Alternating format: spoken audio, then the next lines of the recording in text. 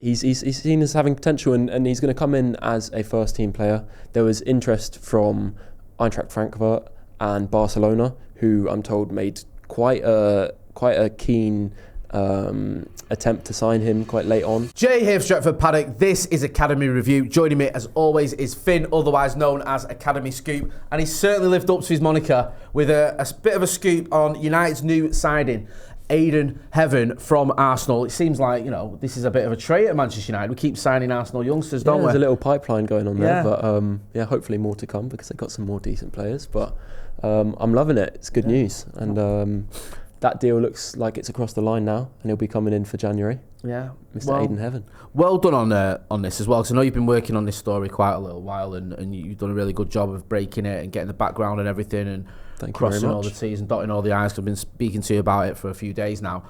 What can you tell us about this player? Because I had to be reminded. I've actually seen him play against Manchester United in pre-season because I'd forgot, because I'm old and thick.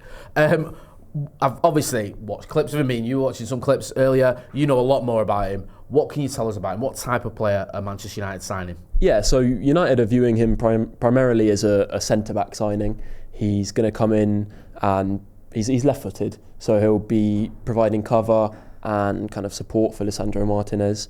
A lot of people will have seen him play against us in pre-season, and there'll be a lot made of the fact that Rasmus Højlund got the better of him quite easily by the looks of things.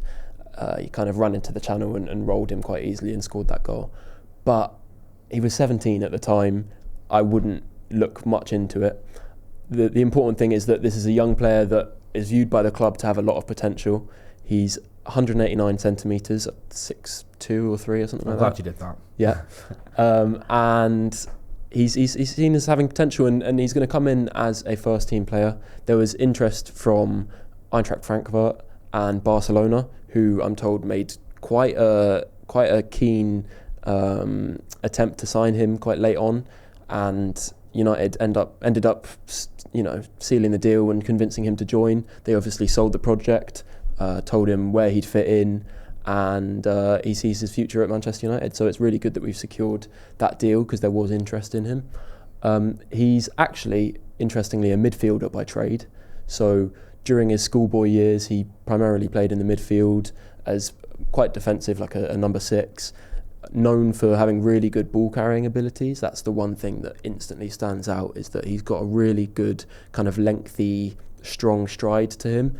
And he's one of those players that when he wants to, he can kind of power through a midfield and really bring his team forward. And I think in a game where the tactical landscape is so positional these days, the value of ball carriers continues to increase, and so I think that will bode really well for what United are trying to do. After the Fulham game, Laurie Whitwell asked Amorim a good question about Lisandro Martinez pushing into the midfield for his goals against Liverpool and Fulham, and he asked if that's something he wants to see more from his centre-backs, them being really aggressive and occupying midfield roles in possession. And he basically said he said it's really important to him that his defenders feel comfortable pushing into those roles, and they almost become midfielders to find spaces and find passes between the lines. So that's something inherent about Amorim's system, and I think Ayden Heaven has that written all over him, because although he's now viewed as a centre-back, a lot of his developmental years were spent in those positions. So he's kind of had to relearn the game, because although he was a defensive midfielder, you still have to learn kind of a different philosophy of how you're playing and picking up the right positions and tracking markers and stuff like that. So he's still going to take some time. From what I'm told from those at Arsenal who watch him more regularly than I do, say that he is on the ball fantastic. That's the real standout thing, but defensively there are some frailties that will no doubt be ironed out with time. This is a very young player who, again, is quite raw. Ineos, we've already seen, are making quite an effort to bring in a lot of young players with high potential. So again, he'll take time to come up to the level required, and there's no guarantee that he'll just hit the ground running, but goes into that category of high potential, and I think it's an exciting signing, yeah. Do you feel like Ruben Amorim's had any involvement in this, or is this very much Ineos-led, and obviously it's a player that they know fits into Ruben Amorim's system and is the type of player that he would love? Yeah, I doubt that he's been personally, identifying the players I think the way it works with Ineos now is a lot less hands-on from the actual head coach's point of view. I think the head coach will put forward a list of criteria that is desirable for the type of player that he wants, the kind of profile that he's after, and then Ineos and the scouting network will identify those players. And I think there's a bit of communication in terms of they'll present maybe a list of players that Amorim can, give his 2 pence on. But at the end of the day, it would have been led by Ineos and also the recruitment individuals in the academy and the existing scouts and recruitment team. But definitely fits, I think, what Amorim is clearly after in a centre-back. That ball-playing ability, the aggression into midfield. And he's a great athlete. He can, he's very strong, obviously really tall, and he doesn't look out of place. I think in some of the pre-season games he was playing alongside Gabriel and Saliba, and physically he matches up. So yeah, he definitely fits what we're after and kind of the direction we're heading in terms of bringing in that young talent. We've already signed Diego Leon, who's going to join in the summer, and obviously Sékou Koné and Chido Obi and players like that who are viewed as having first team potential. So very exciting. It is exciting. You talk about that first team potential. How soon do you feel that first team potential can be reached, if you will? Yeah, it's been suggested to me that he's, going to come in and really be able to have a crack at getting some first team involvement. Obviously, we've seen Godwill Kokonki, who's another talented defender, in and around the first team. He hasn't yet made his debut, but Amorim actually commented on how impressed he was, and he said that he actually thinks he's ready to cope with the rigours of the Premier League. I would imagine that Ayden Heaven, based on his developmental experience, would come in just ahead of Kokonki, and so I don't see any reason why he won't be able to at least make the bench quite regularly and hopefully get some minutes off the bench and see what he's about. And you never know. There could be injuries. Lisandro Martinez could pick up an injury, and suddenly you could drop Heaven straight in. And so it's important to have that cover. There's not really great cover for that left-sided centre back role. Obviously, Luke Shaw's always injured. Johnny Evans, he's a hero, but he's nicely done. He's not necessarily a long-term option for United. Of course. I think it's really important to have a bit of extra depth and the potential for long-term, a high ceiling long-term. Just watching him, he was watching some clips there, and the way he was running with the ball and carrying the ball forward, it does, and I'm loath to compare players, especially because they're completely different. But there was a touch of the Paul Labille Pogba's about him when he was running with that ball, wasn't there? Just the way he was and the style of play. Yeah, the gait, kind of the stride, the long strides, and he's one of those players that they don't necessarily look like they're running at full speed or that they're particularly rapid, but you realise they've covered a ton of ground in no time at all, just because they have that really long stride and a powerful running style as well.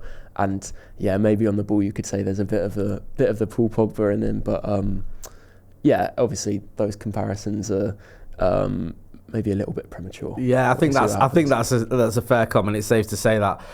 I just wanted to ask you, what sort of a message do you think we're sending out as a club at the minute? Because obviously Chido Obi was highly regarded, sought after in Germany, and obviously Arsenal were desperate to keep him. He arrived in the summer. We've now brought in Ayden Heaven. He's come in. You mentioned Koné as well. We're bringing in these players who are wanted by other clubs. They're wanted by the clubs they're at. Yeah. They're trying to keep him, or other clubs, and some of the biggest clubs in Europe in some respects are coming in and looking at these players and trying to entice them. Yet Manchester United are managing to get hold of them. What do you think the message is, not just to the football world in general, but to other youngsters as well? Yeah, I think Ineos are sending a very clear message about how they envisage the future at United and a kind of new, more sustainable recruitment style. We've spent the last decade or so bringing in big names on massive wages, and historically it's very, very rarely worked out. I think you could maybe, with any assurance, say 2 or 3 players were bona fide good signings.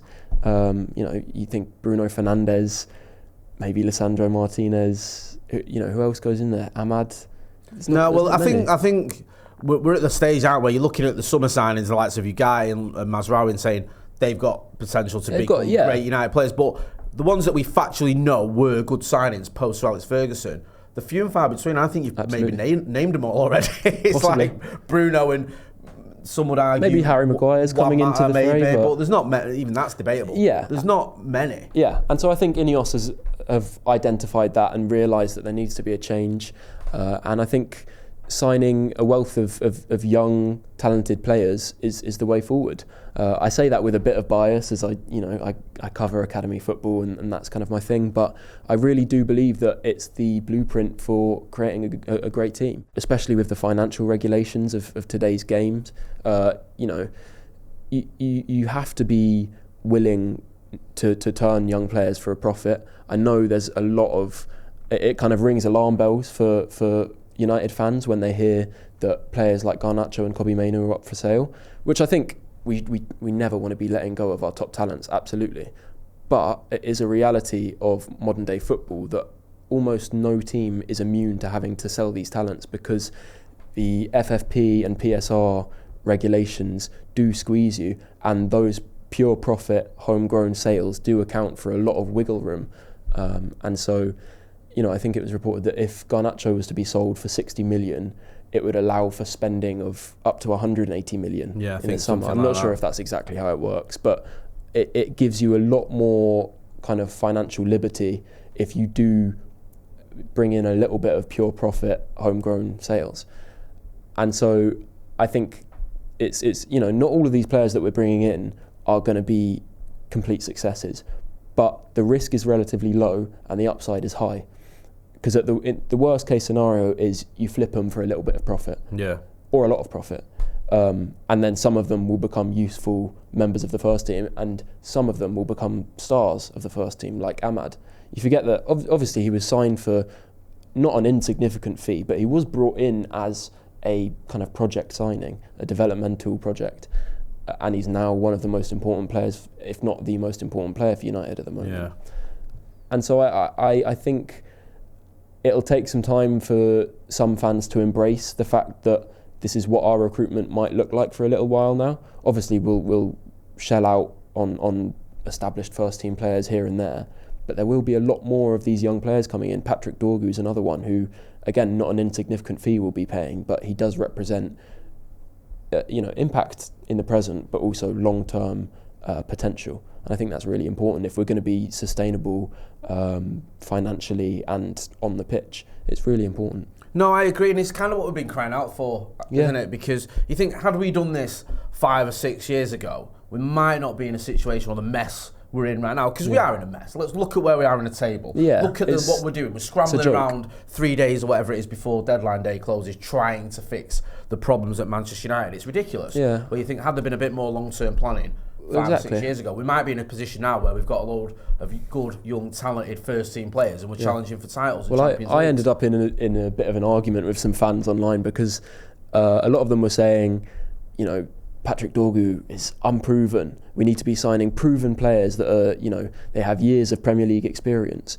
But then the same fans go, why didn't we sign Haaland while he was at Mulder? Why didn't we sign Dean Huijsen from Rome? Why didn't we sign Caicedo when we could have got him for $1 million or $2? Well, you have to be willing to sign the unproven players and take a little bit of a gamble on their potential. Otherwise, you don't end up with these players and they go to other teams and they shine. So you can't have it both ways, and I think I'm really glad to see that Ineos are aware of that and they are making some smart signings. Just finally on Heaven and this whole sort of conversation before we move on to some of the results, do you think United are in a stronger position than other clubs when it comes to our group of young players and the way we're doing things in terms of the academy and some of the youngsters we brought in, or do you think we're still playing a bit of catch up? Where do you think we sit in terms of like the Premier League and our rivals? In terms of our young core of players, I think we're up there with the best, and I think we'll continue to bolster that. I think the advantage is how poor our first team are, because that pathway is there. If you look at kind of like the sort of the irony on it all, isn't it? It's a little bit paradoxical. Because you go into a club where the first team is poor, that is almost the carrot to say, look, you've got a good chance of getting into the first team and playing Premier League football. You could say, who wants to go to United when they're 16th in the league or whatever. But the truth is that, from a young player's point of view, says, well, what's stopping me from getting in that team then? Because these lot are crap. Which is fair comment. And so that's the main advantage United have in terms of presenting projects to these young players. We saw it with Lenny Yoro, who, he was flirting with Real Madrid for about a year, and we were still able to convince him that United would be a good project to become a part of. And I think it's because that pathway is there. If he was at Real Madrid, he may not have got many minutes up to this stage, and he probably wouldn't be as far along in that kind of developmental path as he is at United. And that's the main kind of attraction, I think, for these young players. So definitely it's a blessing and a curse where we're at. Yeah, and also because of PSR, because of things you've mentioned earlier, a player could come here for a few years and move on. Mm-hmm. It's not like you're tied to United for the rest of your career. You could come here, and pains me to say, because I never think of Manchester United in this way as a stepping stone, but you might come to United for a few years and then move on if you wanted to, and get a big money move somewhere because you've come to United for now. It's important to recognise that you can be not a selling club, but a club that buys young players and sells them on without necessarily being a stepping stone club. Yeah. Because the players that really hit the ground running and become the stars, they stay. Yeah. We don't often lose our best young players. Maybe you could argue Garnacho is that, but even his potential has been called into question at times with some of his limitations, and so I think it will take some adjustment in terms of the fans getting used to the fact that we may have to let go of some of these players. But I think it's, given the kind of financial state of football, I think it's the only way to be sustainable. No, I completely agree. Let's move on. Let's talk about some of the games that have happened recently. I think, is it the under-18s against Wolves you want to start with, or is it? Let's start with the under-21s. Under-21s, forgive me. So they played on Tuesday against Nordsjælland in the Premier League International Cup. They were playing at Altrincham, so I assume Lee Sports Village wasn't available. But actually it makes life easier for me. So yeah, it's a shorter trip, isn't it? Yeah, just hop on a tram. And to be fair, it wasn't United's day. This was against a very impressive side. Nordsjælland are top of Group C in this competition, whereas United are 7th out of 8 teams. United have just 2 points. Luckily, though, Liverpool are below us on 0 points. That's all that matters. That's all. I don't care where we are, as long as we're above the Scousers, I'm happy. Yeah, but it was never going to be easy. Nordsjælland are actually a really interesting team in terms of their setup. So they were bought by a youth development organisation called Right to Dream, who originally begun in Ghana, and so Nordsjælland became the first European club to be bought by an African organisation, which is really interesting. And they're extremely successful in terms of their kind of conveyor belt of talent. The likes of Kamaldeen Sulemana and Simon Adingra from Brighton, players that have come through in the last couple of years. And what happens is a lot of these players, when they reach 15 or 16, they transfer over to the Danish side, Nordsjælland, to continue their development and be kind of closer to the European network of clubs that they could then go on and sign for. And so they're always going to have great players and a really strong team. And sometimes it is a case of the opposition being better. We can talk about referees and mistakes and stuff, but sometimes the opposition are better. And maybe this was one of those cases, because it is just a very well-run, kind of prestigious setup that they have. But it wasn't all bad. Chido Obi got his customary goal that he gets. Of course. He represents a goal a game. Standard. No matter what. So United put out a strong team. We couldn't progress in the competition, so might as well put out our best team and just have some fun. So Sékou Koné, Harry Amas, Godwill Kakonki, Chido Obi, of course, were all starting. United struggled to kind of maintain the ball, keep possession. I think they were penned in a little bit, and we ended up conceding 2 quite early first half goals from mistakes while trying to play out from the back. Right, okay. Interestingly, up front for Nordsjælland is Levi Nene, who is the younger brother of Nene Dorgel, I think I'm pronouncing that right, who is a player that United have been linked to, the RB Salzburg attacker. Yeah. So clearly good stock there. Right, yeah. He capitalised on a mistake trying to play out from the back, and his chipped effort was deflected into the feet of Mohamed Arafat, who finished for the first one, and just minutes later the same thing happened. A mistake playing out from the back, I guess a bit of miscommunication, and Levi Nene was there again to capitalise. And then it was him again in the second half who scored from a corner. So clearly a talented player, and maybe one that we'll hear about in the future. But that was kind of the story of United's performance. A bit of rustiness, maybe lapses of concentration here and there, and we never really got going. I'd say one of the clear positives was Chido Obi, who's continuing to improve week on week. I think he came in and he was banging in the goals, but maybe there was room for improvement in terms of his hold-up play and the way he linked up with his teammates, but that's really come on leaps and bounds in the last few weeks and months. He looks really kind of assured on the ball, bringing it down with his chest or his feet and releasing it at the right time. And as well as making intelligent runs in and around the box and finding spaces. And he seems to be developing those kind of trickier, intricate sides of his game that will really bode well for his future. So that's really positive to see. And he definitely looks like one of the more refined talents in the setup at the moment. And I keep saying it, but I hope to see him pushed closer to the first team as time goes on. Apparently he's been in first team training a little bit recently, so that's a positive sign. And hopefully we see him involved, because it definitely looks one of the brighter players. And he did get his goal in the second half.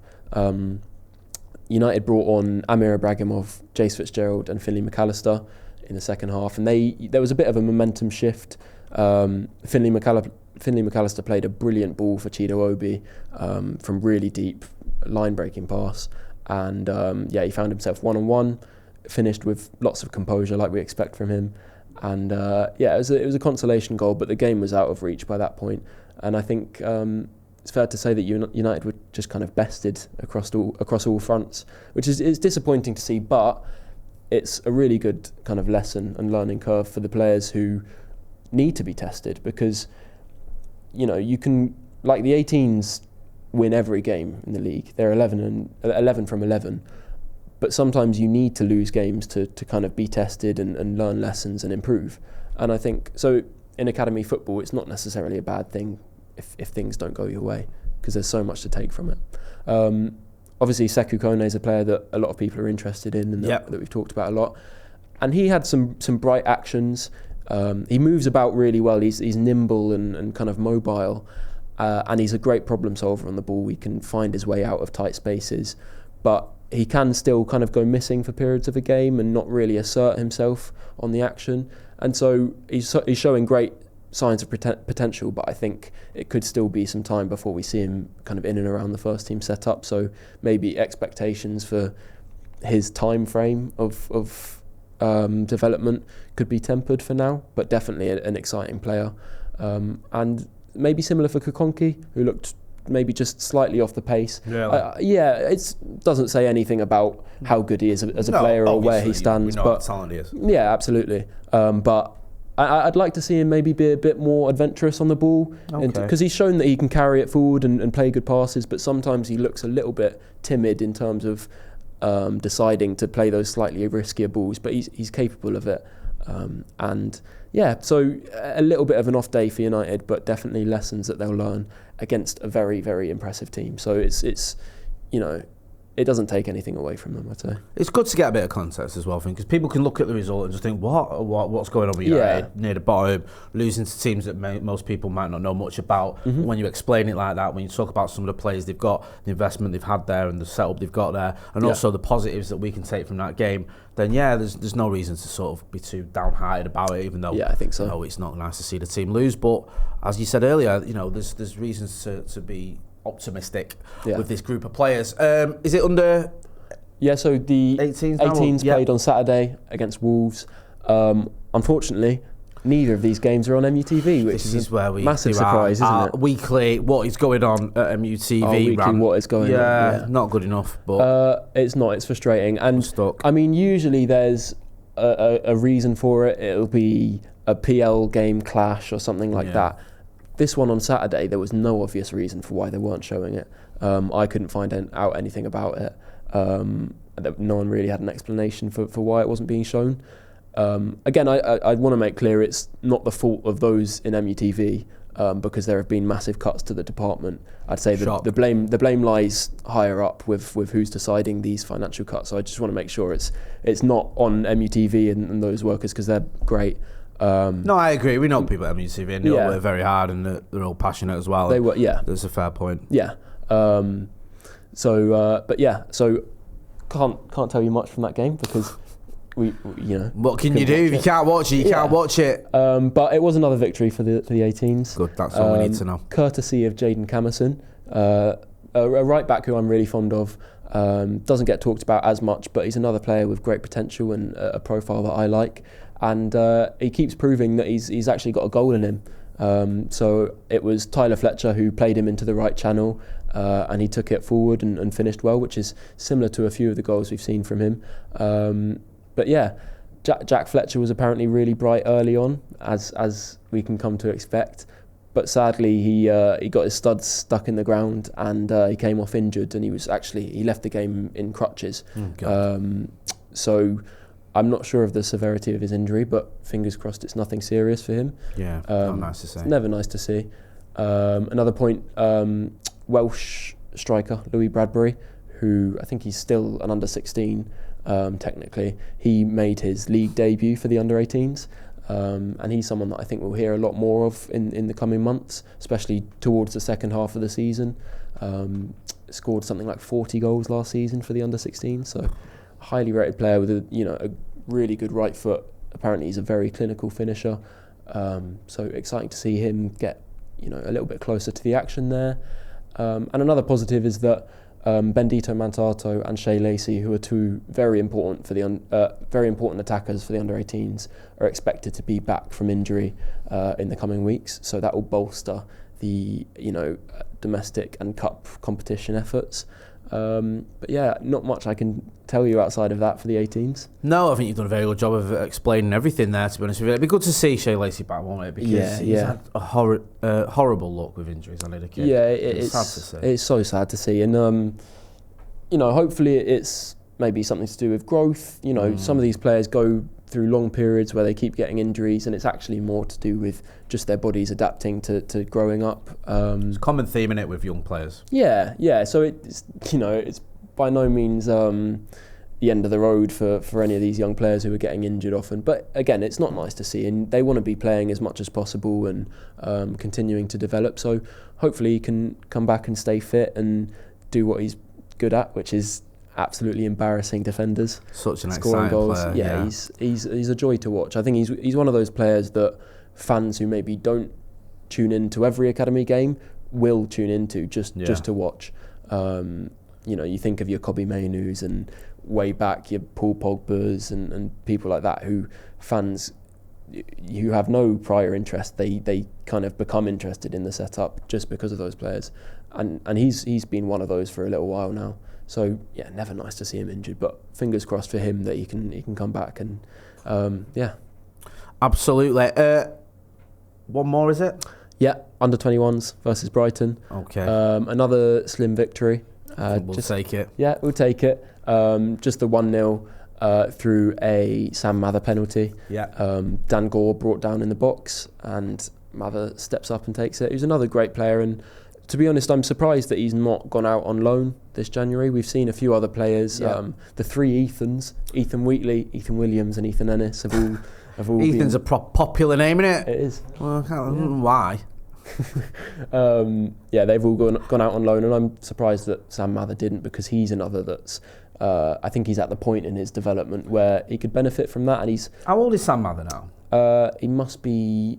Sorry to put you on the spot there, but I think he's 18 or 19. Yeah, it's a name that's been around for a little while. Must be 19. He's obviously only very young, but yeah, I get where you're coming from when you're saying you think he might be up for a loan move. I just one of those players you mentioned that I wanted to ask you about was Ethan Wheatley. He's a player that probably layman like myself will probably know a bit more about because he's been in and around the first team. We're obviously struggling up front. What do you think? Where do you think his future lies? Is it Walsall he's gone to? Am I getting that wrong? Yeah.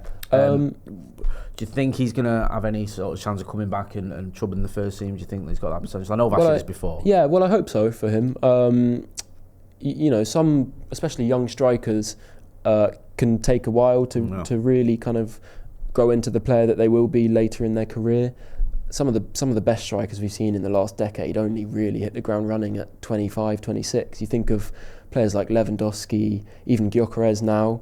There's loads I think going further back, I'm showing my age now. I think Ian Wright was a late developer in terms of when he sort of really Jamie Vardy. Vardy's the obvious one. Even Harry Kane, I think in his early 20s was on loan at Millwall. He wasn't exactly a wonder kid, was he? Yeah, exactly. So yeah, I think a loan is the right next step for him, is what I said before, and I stand by that. I think, to be fair, he could probably be playing at a slightly higher level. No disrespect to Walsall, but you know, he was in and around the first team, and he came off the bench a couple of times in the Premier League. So maybe League One or the Championship would have been a slightly better placed move for him, but I still think he'll have a lot to learn against first team opposition in terms of a lot of it's kind of the physical side of the game that you need to get used to, and playing in sides where you might not have as much of the ball is important as for a striker who, you know, you can never guarantee that you're going to get tons of service. We see it with Rasmus Højlund. Yeah, don't we? You know, it's good for a striker to know how to create those chances for themselves. It's something that Chido Obi is brilliant at. I think that's one of his biggest strengths, is creating chances out of nothing, even if he's not getting service. And I think that's why he's such a kind of consistent, reliable goal scorer. And so, yeah, I think that's something that Ethan Wheatley will learn. And yeah, it would be great to see him come back and having been successful and developed as a player, and maybe be able to have a chance at the first team. But you never know long term where they stand and how it will work out, because Chido Obi is, I think, out of any of them, you could say he's maybe the most nailed on to have that chance and kick on and be a kind of first team potential player. And I think it's less clear with the others, but it's so hard to predict. Yeah, it is, but hopefully, not to give you more work to do, but you can give us a bit of an update on how these players are definitely be keeping track of them and keeping an eye on them. It'll be great to chat to you. Listen, it's been a good chat. I want to say well done as well. Keep up the great work. It's good to see you doing well and smashing it and getting the recognition that you deserve. And you know, such a huge story about Heaven coming to Manchester United. You've been all over it, and I look forward to seeing the next one we get from Arsenal. Yeah, fingers crossed. Make sure you're following Finn at Academy Scoop all over your socials. Keep up to date with what is going on with Manchester United's youngsters, and also some potential incomings as well. He's always all over that, so go and follow him. You know where to find me. That's been Finn. I've been Jay. This has been Academy Review. Don't forget to hit like, share and subscribe. Thanks for watching.